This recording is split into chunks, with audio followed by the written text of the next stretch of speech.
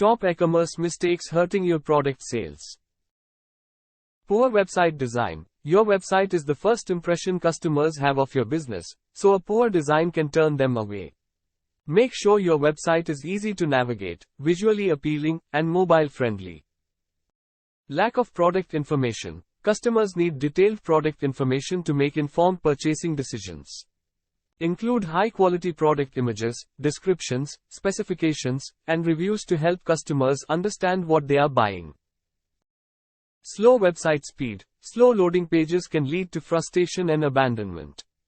Make sure your website is optimized for speed by compressing images, using a content delivery network, and minimizing plugins. Inadequate search functionality. Customers may become frustrated if they can't find what they're looking for on your website. Make sure your search functionality is easy to use and provides relevant results. Complex checkout process. A complicated checkout process can cause customers to abandon their carts. Simplify the process by reducing the number of steps, providing clear instructions, and offering guest checkout. Lack of trust signals. Customers need to trust your website and your products before making a purchase. Include trust signals such as customer reviews, security badges, and a clear refund policy to instill confidence.